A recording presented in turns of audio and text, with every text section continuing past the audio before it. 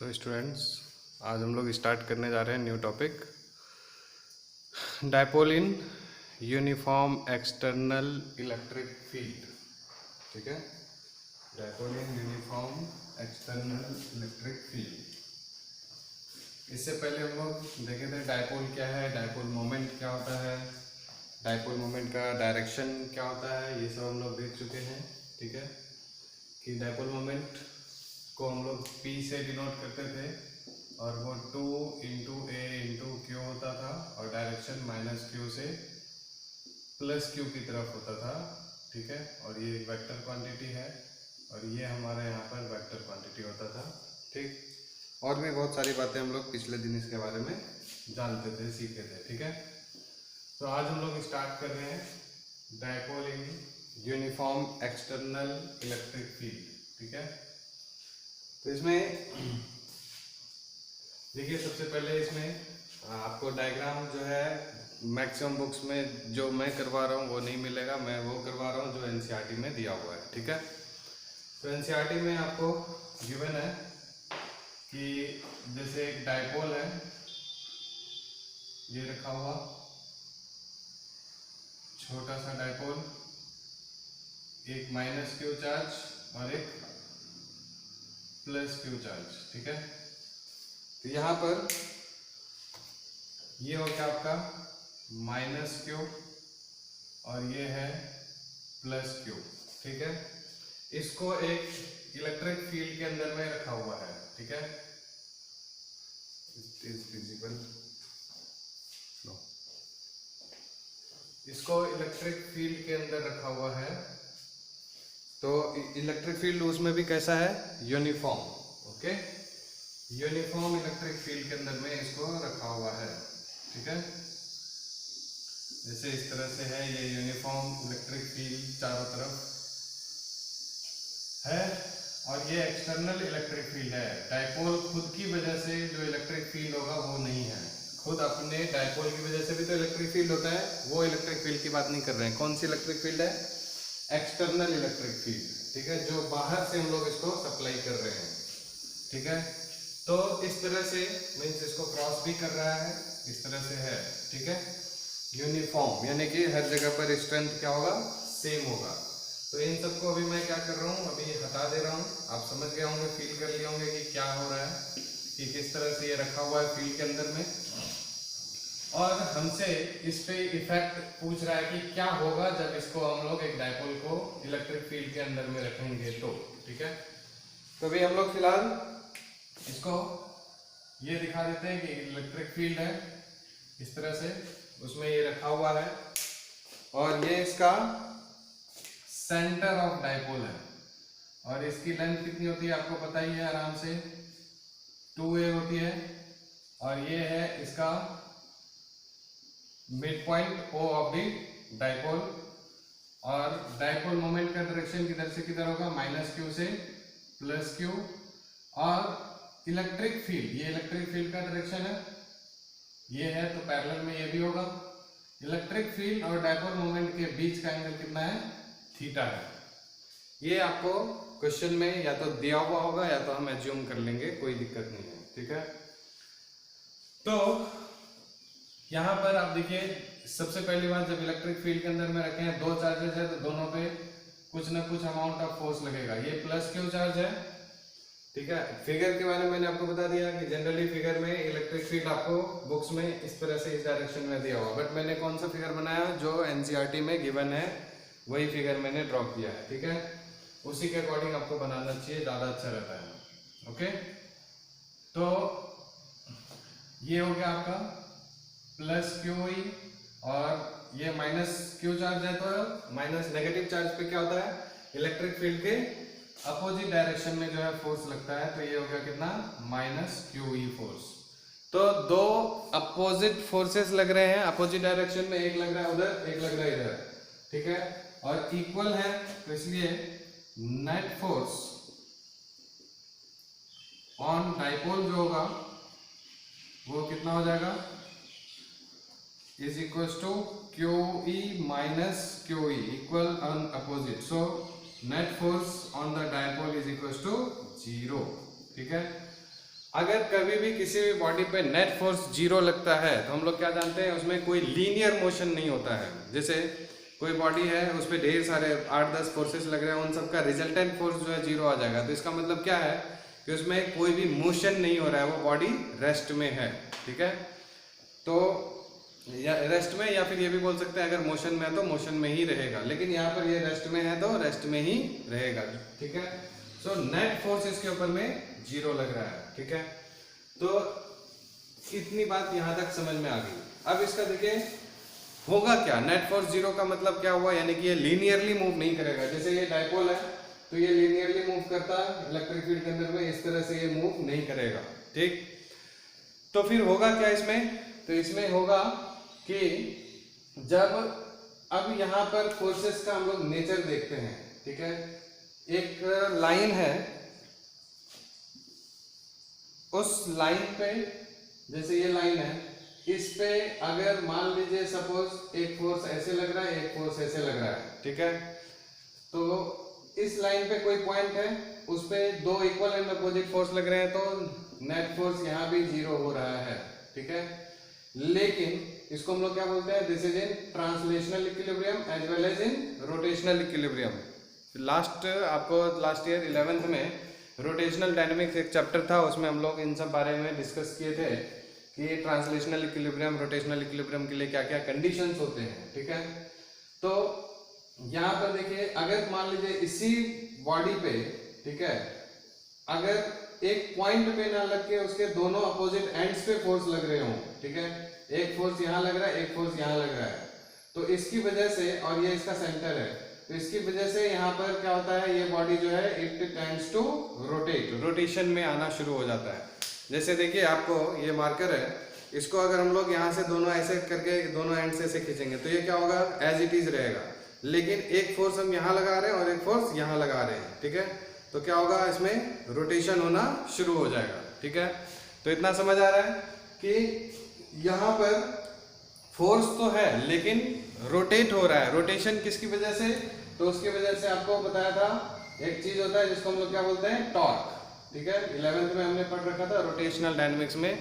ठीक, तो टॉर्क क्या होता है, जो रोटेशनल फोर्स है, जिसको हम लोग मोमेंट ऑफ फोर्स भी बोलते हैं। ठीक है, तो अब रोटेशन की जब बात आई, इसमें रोटेशन में टॉर्क है, टॉर्क में और एक और वर्ड आपको टॉर्क से रिलेटेड बताया था, दैट इज कॉल्ड कपल। ठीक है, ये याद आ रहा है आपको थोड़ा बहुत, जो कपल होता था वहां पर भी टॉर्क की वजह से होता था। मीन्स अगर कहीं पे कपल की अगर मैग्नीट्यूड फाइंड करते थे तो टॉर्क से हम लोग रिलेट करते थे, यानी ये टॉर्क ही होता है। दोनों में डिफरेंस बस ये है कि टॉर्क में सिंगल फोर्स यूज होता है और कपल में 2 इक्वल एंड अपोजिट फोर्सेस लगते हैं। ठीक है, जैसे आपको मैंने बताया था कि किसी, जैसे ये इंक का ढक्कन है, ठीक है, यहाँ पर इसको ओपन करना है या क्लोज करना है, तो क्या कर रहे हैं हम लोग, देखिए 2, एक फोर्स ये यहाँ पे लग रहा है, एक फोर्स यहाँ पे लग रहा है, तो 2 इक्वल एंड अपोजिट फोर्सेस की वजह से क्या हो रहा है, यहाँ पर रोटेशन हो रहा है। इसको हम लोग क्या बोलते थे, कपल। ठीक है, तो ऑलवेज जब कपल की बात करेंगे तो उसका मैग्नीट्यूड कैसे निकलेगा, with the help of magnitude of torque. ठीक है, ओके, तो हम लोग यहाँ पर अब क्या करते हैं, टॉर्क निकालते हैं। ठीक है, तो जब टॉर्क के लिए हम लोग बात करेंगे तो टॉर्क का फॉर्मूला होता है कि either of the force, 2 forces लग रहे हैं यहाँ पर, तो आइदर फोर्स, एक्चुअली में ये है, हम लोग फाइंड आउट कर रहे हैं कपल, लेकिन उसका जो मैग्नीट्यूड होगा वो किसके बराबर होगा, टॉर्क के बराबर होगा, इसलिए टॉर्क लिखेंगे, है ना।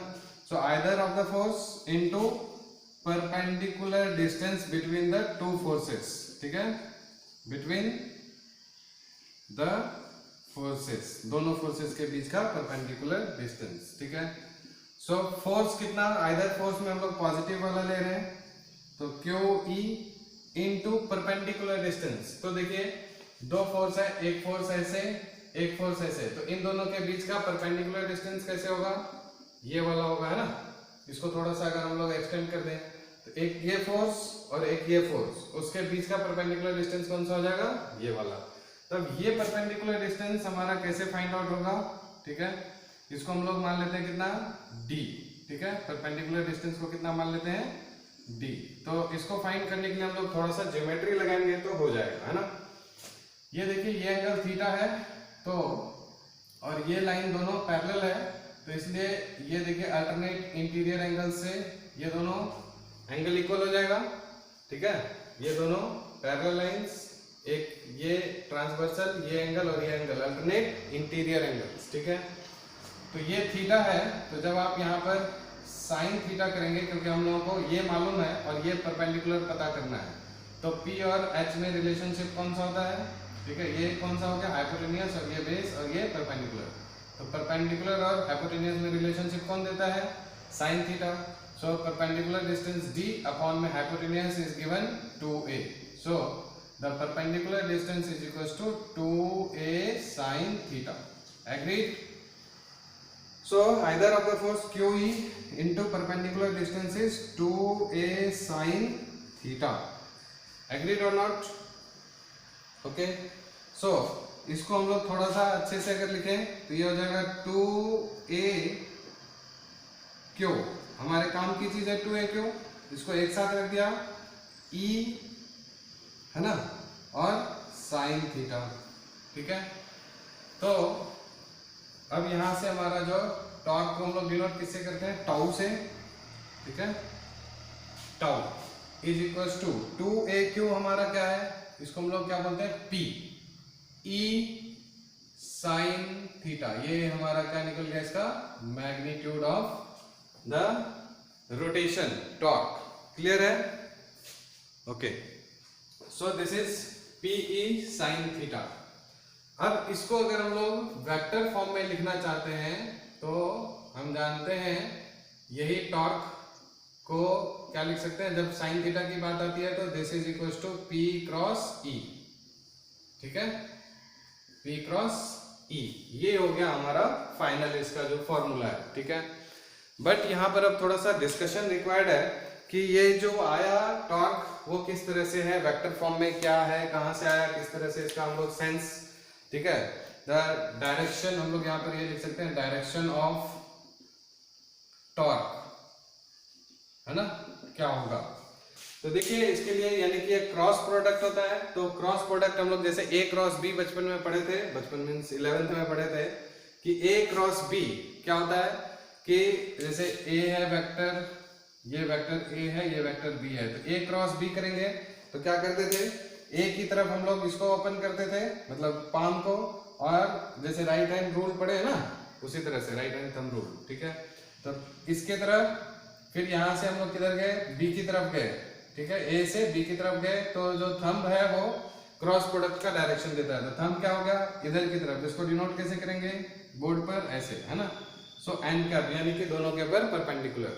तो उसी तरह से यहाँ पर p क्रॉस e है, तो p क्रॉस e के लिए हम लोग डायरेक्शन, अब जो टॉर्क लग रहा है, देखिए एक्चुअली में टॉर्क जो है सिंगल फोर्स की वजह से लगता है, तो इस वाले जगह पे अलग टॉर्क होगा, यहाँ पर अलग टॉर्क होगा, ठीक है।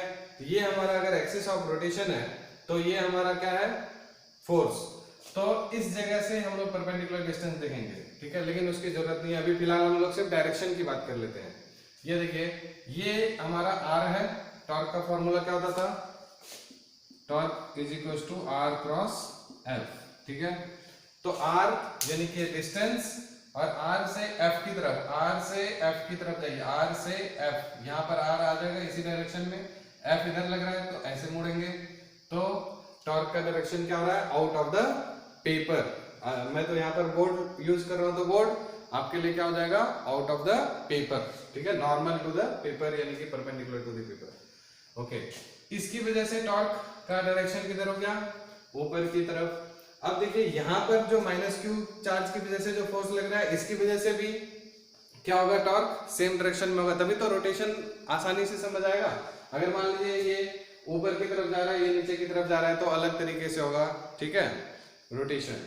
यहाँ देखिए क्या हो रहा है, मीन्स जैसे यहाँ पर अगर इस डायरेक्शन में रहा आउटवर्ड, यहाँ पर नॉर्मल, तो यहाँ भी रोटेशन होगा, बट इस जगह का रोटेशन कैसा है, अलग है, सेम डायरेक्शन में ये भी जा रहा है। देखिए ये हो गया हमारा कैसे, r से लेके हम लोग किधर की तरफ जा रहे हैं, f की तरफ, ठीक है।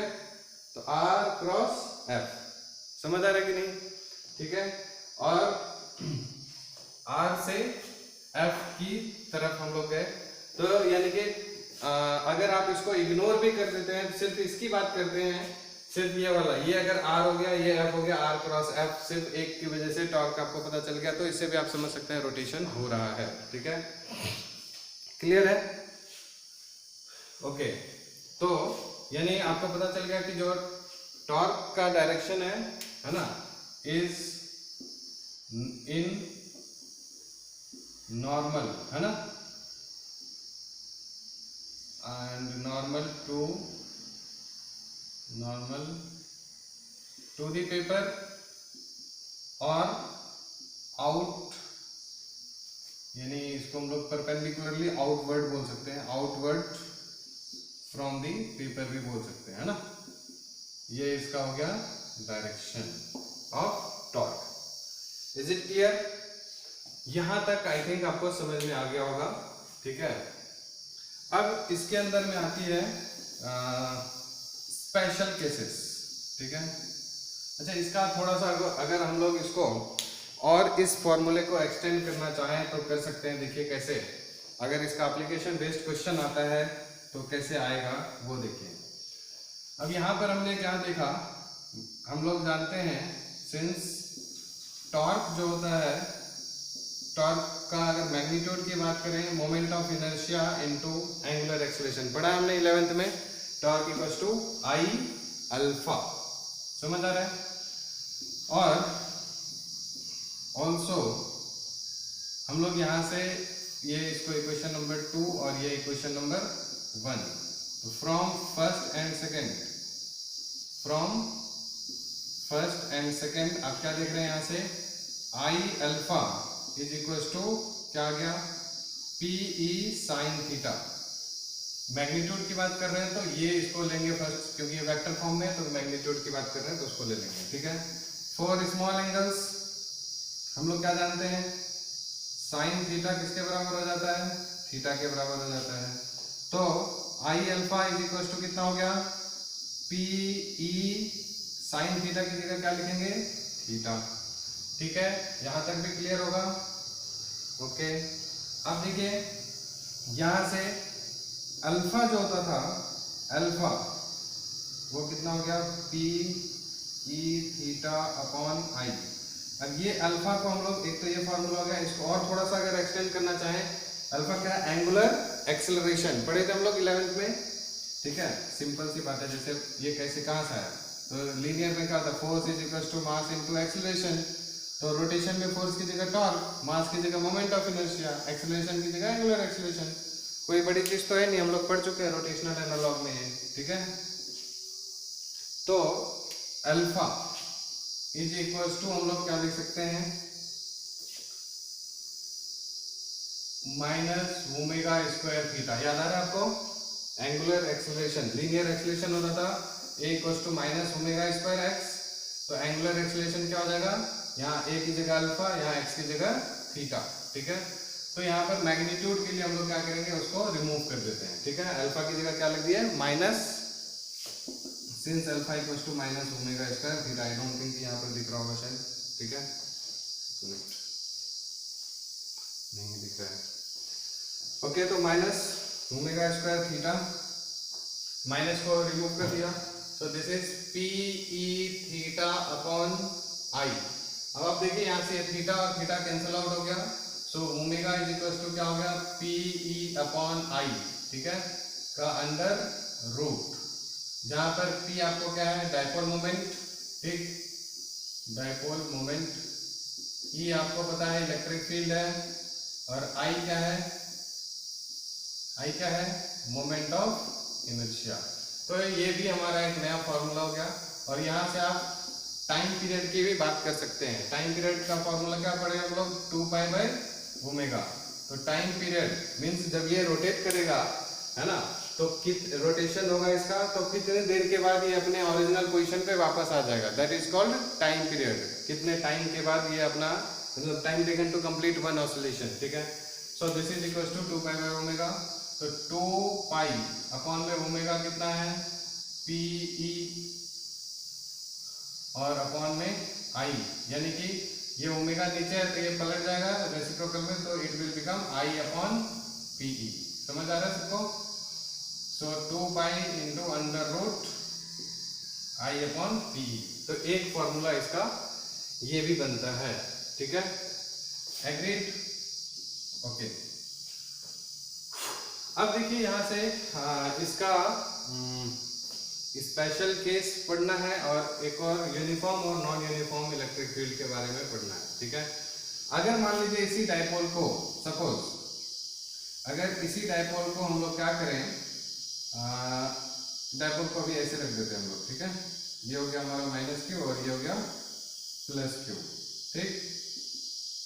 अगर इसी डायपोल को हम सपोज किस में रख दें, नॉन यूनिफॉर्म इलेक्ट्रिक फील्ड के अंदर में, मीन्स कहीं पे ज्यादा कहीं पे कम, नॉन यूनिफॉर्म इलेक्ट्रिक फील्ड। अभी डायपोल को इस तरह से रखें, उसको बस अंडरस्टैंडिंग करने की बात है। ये जो फील्ड है वो हमारा कैसा है, क्रॉस तो नहीं करेगा, नॉन यूनिफॉर्म, कहीं पे मैग्नीट्यूड ज्यादा कहीं पे कुछ, है ना? So non uniform, non uniform का मतलब क्या हुआ, कहीं पे ज्यादा होगा कहीं पे कम होगा, ठीक है? तो इसको आप समझिए यहाँ पर, यानी एक अजम्पशन ले लेते हैं, अगर electric field E at plus Q is, E at minus Q को ज्यादा मान लेते हैं, चलिए E at minus Q is greater than E at plus Q, तो क्या होगा? नॉन यूनिफॉर्म का मतलब सब जगह सेम नहीं है, कहीं ज्यादा कहीं कम, तो इस जगह पर इलेक्ट्रिक फील्ड क्या है, कम है, और यहाँ पर ज्यादा है, तो इसके ऊपर जो नेट फोर्स लगेगा, यहाँ पर फोर्स प्लस क्यू ई उधर लगेगा और माइनस क्यू ई इधर लगेगा।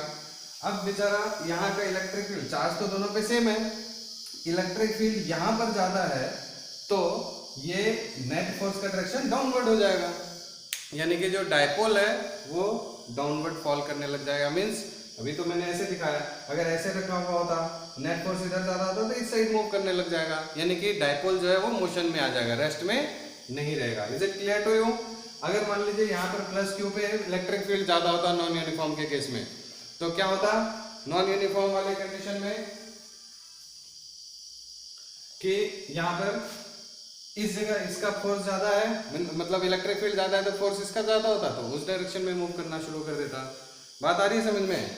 ठीक है, तो इसलिए ये जो है हमारा नॉन यूनिफॉर्म इलेक्ट्रिक फील्ड वाला भी कॉन्सेप्ट हो गया क्लियर। ठीक है, अब हम लोग इसके स्पेशल कंडीशंस पढ़ लेते हैं। इसके जो है 2-3 स्पेशल कंडीशंस होते हैं। सो आई इरेज द थिंग्स। तो स्पेशल कंडीशन के लिए हम लोग इसको, आपको स्क्रीनशॉट लेना है तो ले लीजिए, फिर इसको मैं मिटाता हूँ। ओके,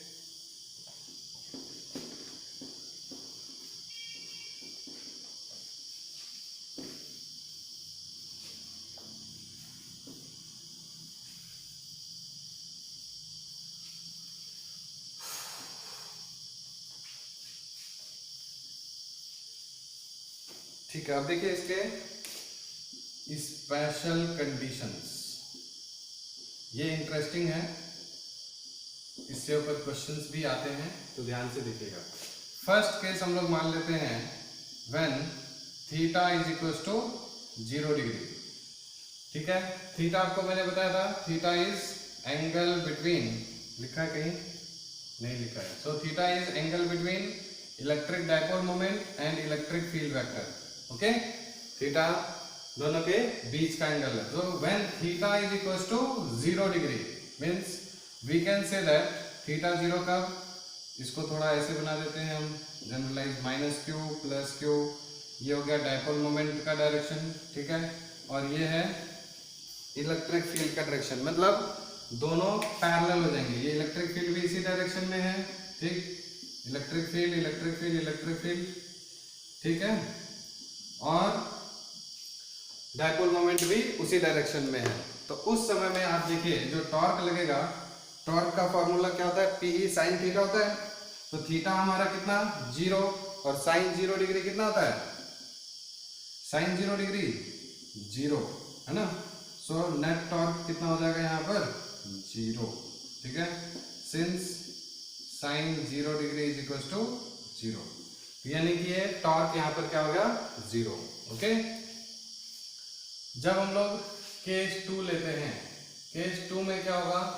थीटा कितना हो जाएगा? 180 डिग्री, ठीक है। मीन्स तो यहाँ पर हम लोग बोल सकते हैं this implies P parallel to E, dipole moment parallel to electric field. यहाँ पर means dipole moment is anti parallel to electric field. समझ आ रहा है? मीन्स अगर हमारा ये माइनस था, ये प्लस है, ठीक, तो डायपोल मोमेंट का डायरेक्शन ये, लेकिन इलेक्ट्रिक फील्ड का डायरेक्शन इस केस में क्या हो जा रहा है? अपोजिट डायरेक्शन में। मीन्स इलेक्ट्रिक फील्ड इधर लग रहा है अगर, ठीक है, तो आप समझ सकते हैं इस कंडीशन में इलेक्ट्रिक फील्ड का डायरेक्शन इधर हो रहा है, external electric field, not internal, dipole की वजह से नहीं है। तो उस सिचुएशन में थीटा 180 डिग्री और साइन 180 डिग्री कितना होता है? ये भी जीरो होता है, क्योंकि साइन थीटा जीरो कब होता है? ये ग्राफ है साइन का, तो जीरो है ना, 180, 360, 270 है ना, 0, 180, 270, 360, फिर आगे बढ़ते चले जाएगा 180 180 करके, यानी 0 पाई 2 पाई 3 पाई 4 पाई साइन n पाई पे कितना होता है? 0। सो साइन 180 डिग्री 0, तो फिर से टॉर्क हमारा क्या हो जाएगा? 0। तो ये दोनों सिचुएशन में टॉर्क क्या आ रहा है? 0 आ रहा है, ठीक है। चलिए उसके बाद हम लोग केस 3 पढ़ते हैं, ठीक है। तो यहाँ पर कुछ और लिखना होगा बाद में, तो इसको पहले केस 3 पढ़ लेते हैं। When theta is equal to कितना हो जाएगा? 270 डिग्री। जब थीटा 270 डिग्री हो जाए, ठीक है, मतलब कि इलेक्ट्रिक फील्ड का डायरेक्शन ऐसे है और डायपोल जो है उसमें हम लोग कैसे रखे हुए हैं? इस तरह से, है ना, रोटेशन ऐसे हो रहा है, ठीक। तो 270 यानी कि जो -q वाला चार्ज था, ध्यान से देखिएगा, ऐसे था अभी, यहाँ पर -q, यहाँ पर +q, तो ये हो गया चेंज कितने से? 90 से। ये चेंज कितना हो गया?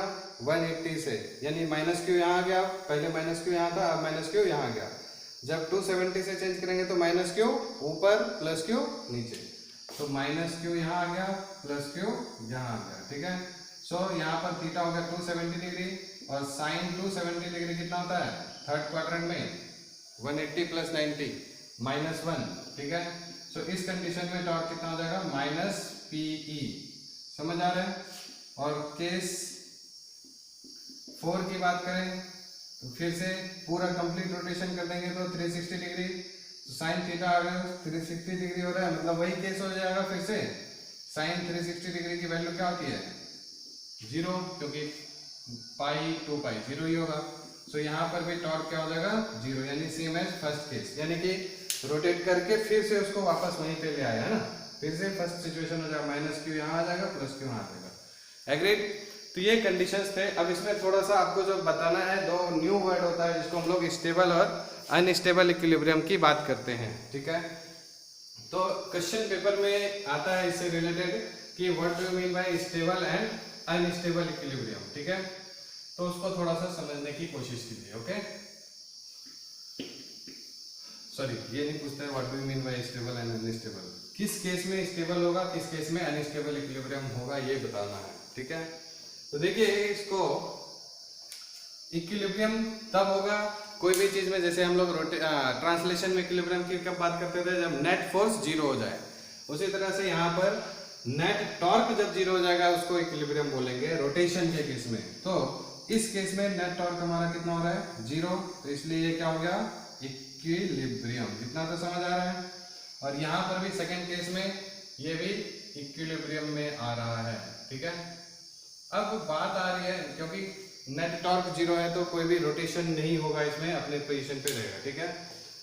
अब 2 तरह का इक्विलिब्रियम होता है, वैसे 3 तरह का होता है, stable, unstable and neutral equilibrium, ठीक है। बट हम लोग को यहाँ पर 2 ही तरह का पढ़ना है, तो उसको आप समझिए ऐसे, जैसे मान लीजिए एक हेमिस्फेरिकल बॉल टाइप का है, ठीक है। यहाँ पर कोई भी अगर एक बॉल रखा हुआ है, इसको अगर आप डिस्प्लेस कर दिए अपने ओरिजिनल पोजीशन से, तो ये धीरे धीरे यहाँ पर आएगा, डिस्प्लेस करेंगे, छोड़ देंगे तो फिर अपनी जगह पे वापस आ जाता है। तो अपनी जगह पर वापस आ गया तो उसको क्या बोलते हैं? इक्विलिब्रियम। और उसमें भी कौन सा स्पेशल केस? स्टेबल इक्विलिब्रियम, ठीक है। जैसे इधर छोड़ दे, यहाँ जाता, फिर यहाँ से वापस अपनी जगह पर आ जाएगा, ठीक है। तो दिस कंडीशन इज स्टेबल, ठीक है। लेकिन अगर मान लीजिए कोई सपोज इस तरह का है इस सरफेस, और वहां पर कोई भी बॉल ऐसा है रखा हुआ, इसको अपनी जगह से डिस्प्लेस करेंगे तो क्या वापस ये अपनी जगह पर आएगा? सो नहीं आएगा। तो इस कंडीशन में मीन्स जो अपनी डिस्प्लेस करने के बाद अपनी जगह पर वापस आ गया उसको स्टेबल इक्विलिब्रियम, जो नहीं आ पाया उसको अनस्टेबल इक्विलिब्रियम हम लोग बोलते हैं। एग्रीड? तो यहां देखिए आप इस सिचुएशन में, ठीक है, जैसे ये हमारा रखा हुआ है डाइपोल इलेक्ट्रिक फील्ड के अंदर में, ठीक है। तो इस सिचुएशन में यानी कि ऐसे मान लीजिए एक टॉर्क रखा हुआ है, कैसे रखा हुआ है? ऐसे रखा हुआ है, ठीक है। इसको हम अपने, इसको पहले ऐसे मान लेते हैं, ज्यादा अच्छा रहेगा, ठीक है। इसको अपने ओरिजिनल पोजीशन से वापस ऐसे किए, ठीक है, थोड़ा सा डिस्प्लेस किए, ठीक। तो इस कंडीशन में आप देख रहे हैं इलेक्ट्रिक फील्ड ऐसे लग रहा है, ठीक है, ऊपर की तरफ। तो इसमें ये ऐसे किए तो इलेक्ट्रिक फील्ड अब थोड़ा सा ऐसा हो जाएगा, और यहाँ पर सॉरी इलेक्ट्रिक फील्ड, हाँ इलेक्ट्रिक फील्ड तो ऐसे ही है, लेकिन फोर्स जो हो जाएगा वो थोड़ा सा इसको रोटेशन मतलब टॉर्क लगना शुरू होगा इसको, अगर हम लोग डिस्प्लेस कर रहे हैं तो। लेकिन सॉरी इलेक्ट्रिक फील्ड का डायरेक्शन चेंज नहीं हो रहा, वो यूनिफॉर्म है, हम सिर्फ इसको चेंज कर रहे हैं, ठीक है। तो इसको चेंज कर रहे हैं, तो ये फोर्स जो लग रहा था ऐसे और ऐसे, तो ये जैसे इसको डिस्प्लेस करने की कोशिश करेंगे वापस से अपनी जगह पर आ जाएगा, ठीक है। सो क्योंकि electric field in parallel direction to the dipole, ठीक है। ऐसे भी समझ सकते हैं आप इसको, जैसे यहाँ पर रखा हुआ है, ठीक, आप इसको ओरिजिनल पोजीशन से थोड़ा सा मतलब सॉरी ऐसे था, तो इसको ओरिजिनल पोजीशन से ऐसे कर रहे हैं, छोड़ देंगे तो क्या होगा? वापस अपनी जगह पे आ जाएगा। लेकिन अगर इसको 90 डिग्री से थोड़ा सा ज्यादा पर, जैसे ऐसे था 90 से लाके थोड़ा ऐसा छोड़ेंगे तो क्या होगा? ये वापस इधर आएगा या उधर वापस आने के चांसेस होंगे? नहीं होंगे, ठीक है। तो जब इलेक्ट्रिक फील्ड और डाइपोल मोमेंट के बीच में 90 से ज्यादा हो जाता है, तो 90 से ज्यादा होगा तो वो नेगेटिव में आ जाएगा, लेकिन नेगेटिव नहीं सॉरी पॉजिटिव रहेगा, लेकिन इक्विलिब्रियम जो हो जाएगा वो अनस्टेबल हो जाता है 180 डिग्री पे, वो अपनी जगह पर वापस नहीं आता है, क्योंकि वहां पर जो टॉर्क होगा उसको सप्लाई मतलब कि उसको सपोर्ट करेगा उसी डायरेक्शन में मूव करने के लिए, वापस अपनी जगह पर आने के लिए नहीं ये करेगा, ठीक है। इसलिए यानी जब P और E पैरेलल हो तो उस समय में सिचुएशन क्या होता है? इक्विलिब्रियम। देखिए दोनों ही कंडीशन इक्विलिब्रियम है, लेकिन यहाँ पर क्या हो गया? स्टेबल इक्विलिब्रियम, और ये कैसा हो गया? अनस्टेबल इक्विलिब्रियम, ठीक है। ये ध्यान रखिएगा, जब पैरेलल था इलेक्ट्रिक फील्ड और डाइपोल मोमेंट तो स्टेबल, एंटी पैरेलल है तो अनस्टेबल इक्विलिब्रियम। क्लियर है? ओके। तो ये सब था इससे रिलेटेड जो है, तो dipole in uniform electric field. I think आपको ये टॉपिक समझ में आ गया होगा अच्छे से, कोई दिक्कत नहीं हुई होगी, ठीक है। सो 33 मिनट्स का हो गया। अब देखिए इसमें एक दो छोटी मोटी बातें आपको बताता हूँ, जैसे आपने इसका इलेक्ट्रिक फील्ड के बारे में अगर आपको अच्छा लगे शायद कि इसका जो एप्लीकेशन है, ये आपने वो बीज देखे हैं जो मधुमक्खियाँ जो होती है, हाउस फ्लाई, और ये जो जनरली बीज होती हैं, ठीक है, और फ्लावर, मालूम है इनके बारे में? ये भी इलेक्ट्रिक फील्ड का इस्तेमाल करते हैं, ठीक है। कैसे होता है ये थोड़ा सा बता देता हूँ, शायद अच्छा लगे आपको। फ्लावर्स जो होता है ना, उनमें स्लाइट नेगेटिव चार्ज होता है, ठीक है। फ्लावर्स के पास स्लाइट नेगेटिव चार्ज होता है, ठीक है, और बीज के पास पॉजिटिव चार्जेस होते हैं, ठीक है। तो इस वजह से ये फ्लावर्स जो है इस बीज को अट्रैक्ट करता है, ठीक है, क्योंकि इलेक्ट्रिक फील्ड जनरेट होगा इनके, जब ये पास में रहेंगे तो इलेक्ट्रिक फील्ड के जनरेशन की वजह से ये क्या होगा? ये अट्रैक्ट होगा, और इसका फ्लावर का जाके ये नेक्टर लेता है, जहां पर वो नेगेटिव चार्जेस जो होते हैं, ठीक है। तो नेक्टर को ये इनटेक कर लेता है, ठीक है। इस तरह से इंटरेक्शन होता है इनका, और ये इसकी वजह से आपको पॉलिनेशन में हेल्प मिल गया, ठीक है। और उसी का फायदा उठा के जैसे अब दूसरा बीज आएगा तो वो फ्लावर के ऊपर में ये देख लेता है कि इसमें कुछ न कुछ डिस्टॉर्शन हुआ है, पहले जैसा सिचुएशन जो नॉर्मल सिचुएशन रहता है फ्लावर्स का वो नहीं है, क्योंकि कोई अगर आगे नेक्टर ले लेगा तो slight disturbance due to electric field वो समझ में आ जाता है, वो उसके जो हेयर्स होते हैं ना उसकी वजह से उसको पता चल जाता है, ठीक है। तो स्लाइट डिस्टॉर्शन होता है तो उसको ये पता चल जाता है कि यहाँ से जो है इलेक्ट्रिक फील्ड की कम वैल्यू मीन्स नेगेटिव चार्ज जो है वो कम है या ज़्यादा, कुछ इस तरह से वो सेंस करता है, और इस वजह से वो जो है उसमें ये पता चल जाता है कि यहाँ पर नेक्टर कम मिलेगा तो रिप्लेस करता है दूसरे किसी भी फ्लावर पे। समझ आ रहा है कि नहीं? तो ये तरीका होता है पॉलिनेशन में हेल्प करता है इलेक्ट्रिक फील्ड, ठीक है। उसी तरह से आप इलेक्ट्रिक ईल एक होता है फिश, आप जानते होंगे शायद, इलेक्ट्रिक ईल, ठीक है। ये भी क्या करते हैं, एक्सटर्नल इन्वायरमेंट को सेंस करने के लिए इलेक्ट्रिक फील्ड का इस्तेमाल करते हैं, ठीक है। फिर इसी तरह से elephant nose fish, elephant nose fish, ठीक है। ये लोग क्या करते हैं, मतलब इलेक्ट्रिक फील्ड का इस्तेमाल करते हैं, ठीक है, इन्वायरमेंट को सेंस करने के लिए, और क्या बोलते हैं उसको, अपने प्रे को कैच करने के लिए। फिर उसी तरह से आपने 9th में पढ़ा होगा प्लेटिपस नाम का एक वो होता है मैमल, ठीक है, जो मैमल होते हुए भी एग रिलीज करता है, एकिडना और प्लेटिपस, ये सुना होगा ना। तो ये एक मैमल होता है, ये भी अपने शिकार को पकड़ने के लिए इलेक्ट्रिक फील्ड का इस्तेमाल करते हैं, ठीक है। फिर आपने शार्क के बारे में तो सुना ही होगा बहुत अच्छे से, शार्क का नाम तो आप लोग जानते हैं, उसका यही सब काम ही है इलेक्ट्रिक फील्ड की वजह से, ठीक है। फिर इलेक्ट्रिक रेज, ठीक है, इलेक्ट्रिक रेज नाम की भी एक फिश होती है, वो भी इलेक्ट्रिक फील्ड को मतलब क्या हेल्प से अपना जो है काम धंधा करती है। काम धंधा मतलब समझ जाइए, ठीक है, कि अपना भोजन ग्रहण करना और ये वो जो भी है, समझ आ रहा है। So thank you very much for listening.